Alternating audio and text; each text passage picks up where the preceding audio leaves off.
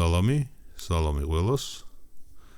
დღეს გვექნება აი ეს მოწყობილობა, ეს არის კომპანია Reload Vapor USA-ს ნაწარმი და შიგნით დევს RDA მოწყობილობა, ანუ დრიპკა. RDA მოწყობილობა RDA მოწყობილობისგან განსხვავდება იმით, რომ RDA მოწყობილობა სითხის გემოს გადმოსცემს გაცილებით უკეთესად, ვიდრე RDA მოწყობილობა. განსხვავება იმაშია, რომ RDA მოწყობილობაში მუდმივად უნდა ვაწვეთოთ სითხე. RDA მოწყობილობას აქვს თავისი რეზერვუარი, საიდანაც მიეწოდება ბამბას სითხე. გამომდინარე იქიდან, რამდენი სითხეც სჭირდება, იმდენი სითხე მიეწოდება თავისით. თუმცა იმ პერიოდში, როდესაც ეს დრიპკა გამოვიდა, უკვე იყო Squonk მოდები, რომელსაც ჰქონდა რეზერვუარები და ჩვენ შეგვეძლო ქვევიდან მიგვეწოდებია სითხე. ანუ რეზერვუარი იდგა ატომაიზერის დაბლა და ჩვენ ქვევიდან ვაწოდებდით ატომაიზერს სითხეს. და ამ ატომაიზერს შეუძლია იმუშაოს როგორც BF პინზე, ასევე ჩვეულებრივ პინზე. მოდი გადავიდეთ ახლა ჩემ მაგიდაზე, ნახოთ უფრო ახლოდან ეს მოწყობილობა, ჩავდოთ შიგნით სპირალი, ბამბა და შემდეგ უკვე გავსინჯოთ, როგორ გადმოსცემს ეს მოწყობილობა გემოს. დღეს ჩვენი სტუმარია კომპანია Reload Vapor USA-ს RDA, ანუ დრიპკა, რომლის დასახელებაა Reload 1.9. ეს წარწერა თუ სტიკერი მიგვანიშნებს იმას, რომ ხუთში მოთავსებულია შავი ფერის მოწყობილობა.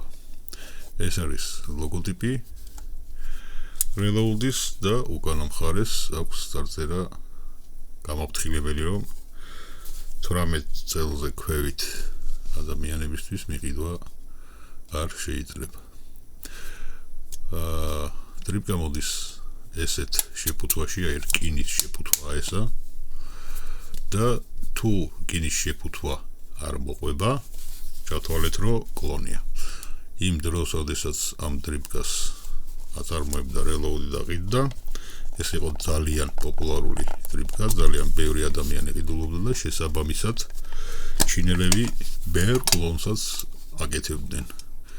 რა თქმა უნდა, კლონი უხარისხოა, სამაგიეროდ დაბალი ფასი აქვს, მაგრამ ერთ-ორ კვირაში ბუჯდებოდა. ხო, ხუთს რო გავხსნით, ხვდება თვითონ ეს მოწყობილობა. დავიწყოთ ზევიდან და ზევით აქვს დრიპტიპი. დრიპტიპზე არის ესეთი ჭრილები, იმისათვის რომ კარგად მოვკიდოთ ხელი, არ სრიალებდეს ხელში და ადვილად მოიხსნეს. ქვევით რო ჩამოვიდეთ, ხედავთ, რომ აი ამ ხუბზეც აქვს ჭრილები, ეს ჭრილები უკვე იმისთვის არის, რომ უფრო ადვილად გაგრილდეს ხუფი. იმიტომ რომ, როგორც ვიცით, დრიპკა ცხელდება. და რო გაცხელდება, იმას ჭირდება გაგრილება, თორე ტუჩებს დაგწვავს. მით უმეტეს, რომ ეს ხუფი არის ალუმინის. აქვე აქვს ემბლემა Reload-ის და 3 ჭრილი აქვს საჰაეროსი. 3 ჭრილი. რისთვის არის ეს ჭრილი? ამ დრიპკის მოხმარება შეიძლება როგორც ერთი სპირალით, ისე ორი სპირალით. როდესაც ორი სპირალით ხმარობთ, მაშინ ორი ჭრილი უნდა იყოს ღია. როდესაც ერთი სპირალით ხმარობთ, მაშინ ერთი ჭრილი უნდა იყოს ღია შესაბამისად. მაგრამ მე არ მესმის, რადგან უნდა მოვიხმაროთ ესეთი დრიბგა ერთი სპირალით. ჩამოვიდეთ ქვევით და ქვევით ვხედავთ pins და წარწერაა ქვევით reload BF ვერსია 1.5 და ეს არის სერიული ნომერი ამ დრიბგის. რას ნიშნავს ახლა ეს BF? გაკეთებული აქვს ჩვეულებრივი pin, მაგრამ მოყვება საცადარიგო ნაწილებში. როგორც საცადარიგო რინგები და ვინტები, ასევე ჩვენ შეგვიძლია ეს BF pin-ი დავაყენოთ აი ამ ჩვეულებრივი pin-ის ნაცვლად და გავუკეთოთ ეს დრიბგა Squonk mods. შესაბამისად, აღარ მოგვიწევს აქედან ჩაწვეთება, სითხე მიეწოდება პირდაპირ ქვევით. მაგრამ ეს იმ შემთხვევაში თუ ჩვენ დავაყენებთ Squonk mods. მე არ ვაპირებ ამის Squonk mods-ზე დაყენებას, ახლა ამ ეტაპზე მე მინდა მექანიკურ mods-ზე რო დავაყენო. შესაბამისად, მე არ გამოვცვლი ამ pins და დავტოვებ იმ pins, რომელიც უკეთია. გავუკეთოთ ახლა mods. ამ mods-ზე არ დავტოვებ, მაგრამ ამ mods-ზე გამოვწვა spirals და ჩავდებ bambas, იმიტომ რომ ამ mods აქვს DNS პლატა და ვიცი რომ DNS პლატა არ მომატყუებს არაფერში. შესაბამისად მივიღებ კარგ შედეგს.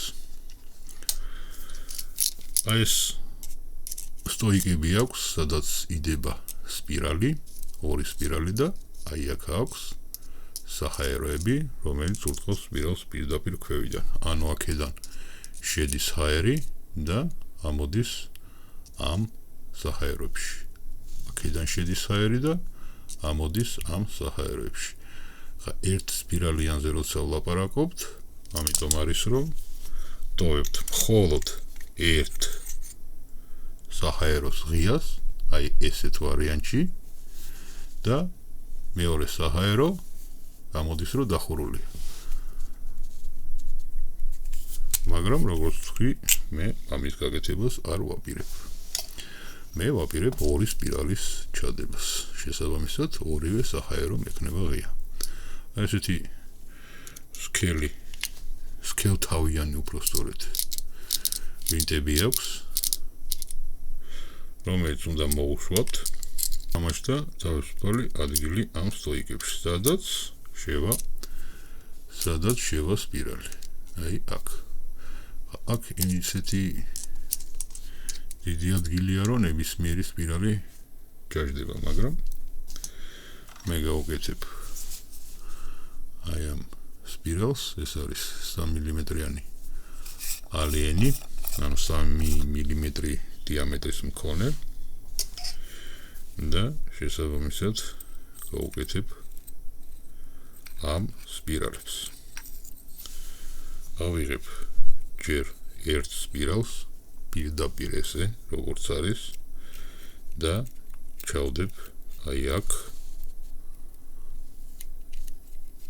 თავის ადგილებში. ძალიან გრძელია, შესაბამისად ცოტას მოვჭრი, არა ზომაზე, არამედ უბრალოდ ცოტას სიგრძეში დავამოკლებ. იმიტომ რომ ფეხები გრძელი გამოვიდა რა, გრძელი აქვს. და ხელს მიშლის ჩადებაში. ჩავდებ აქ.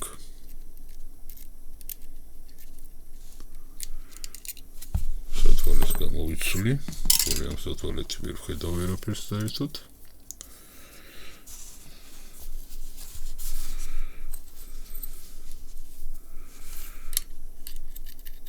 ჩავდებ აქ თავის ადგილებში, ჩავაყოფინებ თავს. აი ას. და შევწევ შიგნით. შევწევ შიგნით, ისე რომ აი მინდა დაგანახოთ თუ გამოვა. აი ეს ქვედა საჰაეროები მოხდეს სპირალის ქვემოთ. ანუ მე ამას ვწევ ბოლომდე სტოიკებთან. პირდაპირ ვადებ სტოიკებს. აი ეს მივადებ სტოიკებს.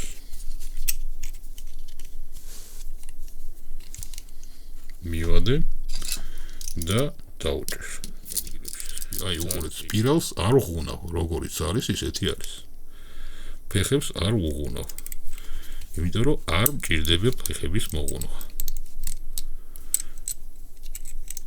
ჩავდებ პირდაპირ ესე მივწევ ამასაც ამ სტოიკებისკენ და დავიჭერ რომ არ გაინძრეს ადგილიდან. შემდეგ მოვუჭერ ამ ვინტებს. აი ესე. შევხედავ სწორია თუ არა. ანუ სწორედ ზის თუ არა. საჰაეროსთან მიმართებაში იმასაც შევხედავ. ერთმანეთის პარალელურად არის თუ არა. სპირალები არის ერთმანეთის პარალელურად და დაშორება ამ სტოიკებიდან არის ერთნაირი. დავაყენებ ახლა საჰაეროსთან ახლოს, მაგრამ საჰაეროს ზედ არ უნდა ედოს, არ უნდა ეხებოდეს. კიდევ კარგად მოვსინჯავრო, კარგად არის გადაჭერილი ეს ვინტები, ანუ ფეხები კარგად ზის და ესე იგი კონტაქტი აქვს. მე ავიღებ და წავაჭრი აი ამ ფეხებს, რაც ზედმეტია, წავაჭრი ძირში.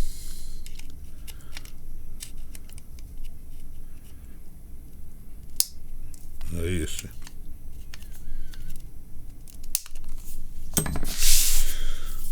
წავაჭრი ძირში ეს ფეხები, ისე რომ არ მიედოს იმ ხუფს, რომელი ხუფიც უნდა დავანცვა ეხლა ზევით.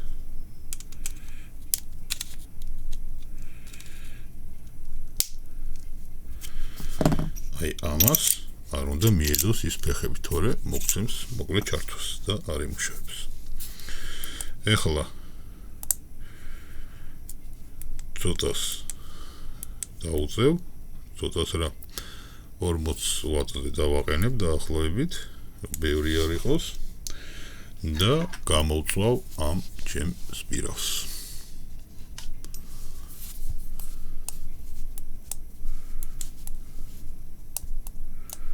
გამოვწვავ, იმიტომ რომ არ კონდეს არსად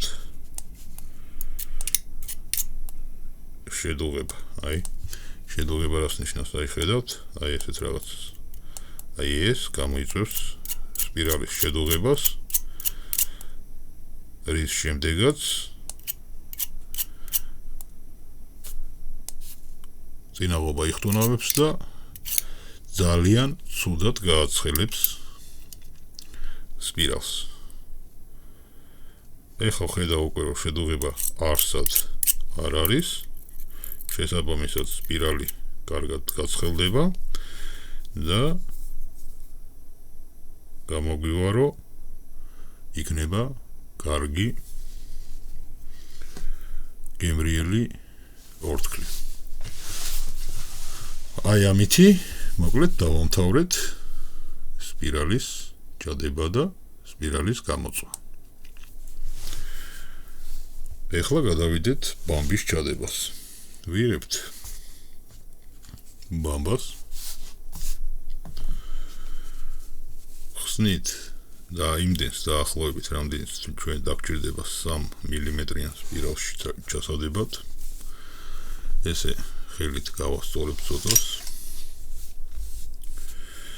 და გავყოფ ორ ტოლ ნაწილად. ერთს გავუშვებ ერთ სპირალში,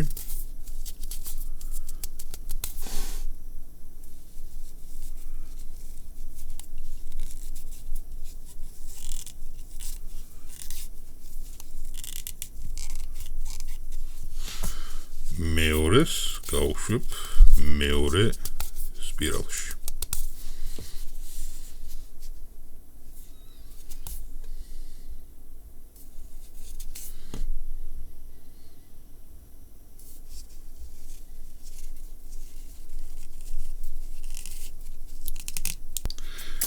ბოლოებს მოვაჭრი ესე ცოტას დავარცხნი აღარ ცოტას პერს არა გამოხშირავ ზედმეთ ბამბას ძალიან ბევრი რო არ იყოს რო ავსებდეს ამ რეზერვუარს მაგრამ გაჭედილი რო არ იყოს შიგნით ესე და ავიღებ მაგრატელს რომლითაც გადავჭრი დაახლოებით იმ ადგილას სადაც მიჩვენებს რომ ნორმალურად იდება მე ავიღებ ამ ბამბას და ჩავაფენ შიგნით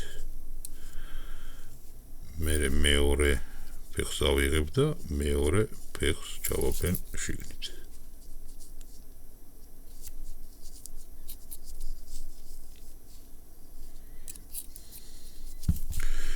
იგივეს გავაკეთებ ამ ხარესაც ჩავაფენ შიგნით და ჩავაფენ შიგნით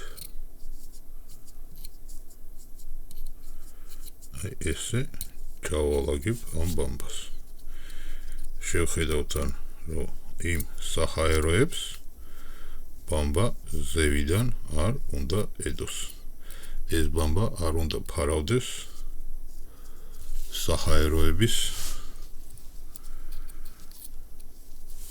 ადგილს თორე არ გამოვა მაქედან კარგი არაფერი აი ესე ჩავალაგებ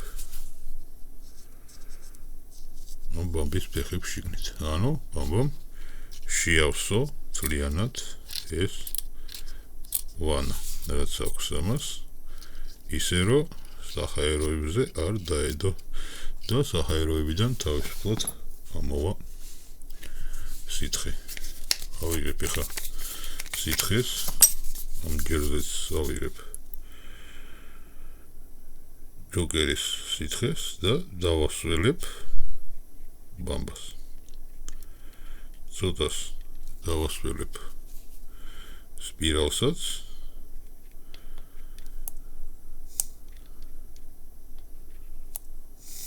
ესე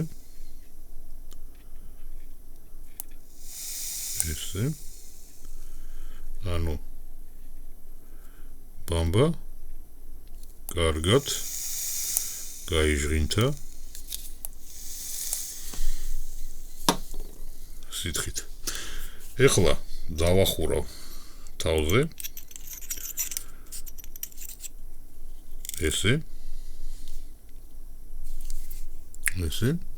და მოხსნი ამ მოდიდან იმიტომ რომ ამ მოდზე მე ამ დრიბკას არ გამოვიყენებ როგორც თქვი და გავუკეთებ აი ამ მოდს მექანიკურ მოდს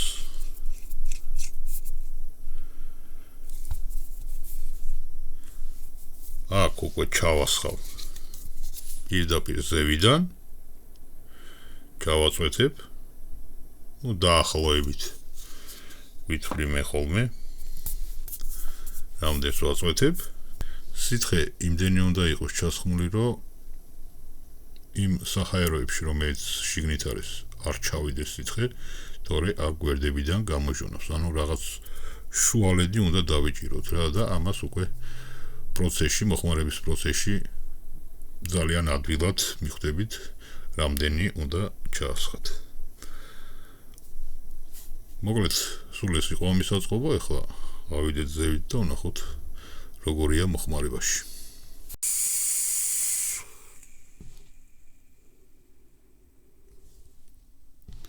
მოკლედ RDA მოწყობილობა სითხის გემოს გადმოსცემს RDA მოწყობილობაზე უკეთესად. Reload-ის კარგი ბაკები, რომლებიც კარგად გადმოსცემენ სითხის გემოს, ამასთან შედარებით არაფერია. იმიტომ რომ ეს არის დრიპკა. დრიპკა ყოველთვის უკეთესად გადმოსცემს სითხეს ვიდრე ბაკი. თუმცა დრიპკას ყველგან ვერ გამოიყენებ. იმიტომ რომ მოსახმარად უფრო რთულია ვიდრე ბაკი. სპირალის ჩადება ძალიან მარტივია, ბამბის ჩადება ძალიან მარტივია, მოსახმარად უმარტივესია დრიპკა, უბრალოდ ეგ არის რომ ყველგან ვერ გამოიყენებ. ანუ ყველგან ახლა აქ სითხის ჩასხმას ვერ მოახერხებ. თუმცა არის რა თქმა უნდა სკვონკ მოდები, შეგიძლიათ სკვონკ პინი გაუკეთოთ და სკვონკ მოდზე მოიხმაროთ, მაგრამ მაინც არის შანსი იმისი, რომ სითხე გადმოგივიდეთ, იმიტომ რომ ეს არ არის დახურული გერმეტულად. ბაკი არის გერმეტულად დახურული. ნუ თითქმის გერმეტულად ბაკიდან სითხე არ ჟონავს. ხოლოდ რაღაც შემთხვევებში შეიძლება ბაკიდან გამოიჟონოს სითხე. ძირითადად ბაკიდან სითხე არ ჟონავს, მაგრამ დრიპკიდან სითხე ჟონავს ძალიან ადვილად. ეს ერთი. მეორე, დრიპკაში ყოველთვის უფრო მეტი სითხე მოიხმარება ვიდრე ბაკში. დაახლოებით 4-ჯერ მეტი. იმიტომ რომ დრიპკა უშვებს გაცილებით მეტ ორთქლს ვიდრე ბაკი. აი თითქოს ერთი და იგივე სპირალი იდება დრიპკა და ბაკში. თითქოს კი არა, აი ნამდვილად ერთი და იგივე სპირალი რო ჩავდოთ დრიპკაშიც და ბაკშიც, დრიპკა მოიხმარს უფრო მეტ სითხეს ვიდრე მოიხმარს ბაკი და დრიპკა უშვებს უფრო მეტ ორთქლს ვიდრე უშვებს ბაკი. დრიპკის პრიორიტეტია რომ დრიპკას არ გააჩნია შახტა. ანუ დრიპკას სპირალიდან აორთქლებულ სითხეს პირდაპირ პირის ღრუში გადასცემს. ხოლო ბაკის შემთხვევაში სპირალიდან აორთქლებული სითხე აი ეს ორთქლი გაივლის ჯერ შახტას და მერე გადადის პირის ღრუში. აი აქ დიდ განსხვავებას გვაძლევს გემოში. ორთქლი არის სხვადასხვა გემოსი. მერე დრიპკის ორთქლი არის უფრო მსუყე. ბაკის ორთქლი არ არის ისეთი მსუყე, როგორიც არის დრიპკის ორთქლი. რადგან დრიპკას არ აქვს შახტა, ანუ აი აქ ეს ხარი არის განიერი. ბაკის შემთხვევაში უნდა გამოიაროს ორთქლმა შახტა და შახტა არ არის ესეთი განიერი.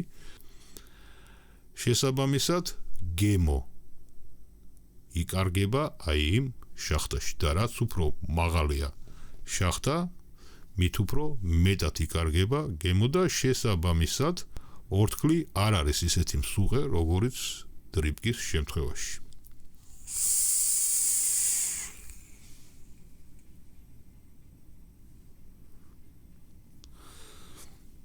არა, ძალიან კარგად გადმოსცემს სითხის გემოს. თუ გაინტერესებთ ამა თუ იმ სითხის რეალური გემო, პრინციპში უნდა გამოიყენოთ დრიპკა. დღეისათვის სულ ეს იყო. გემრიელ ორთქლს გისურვებთ.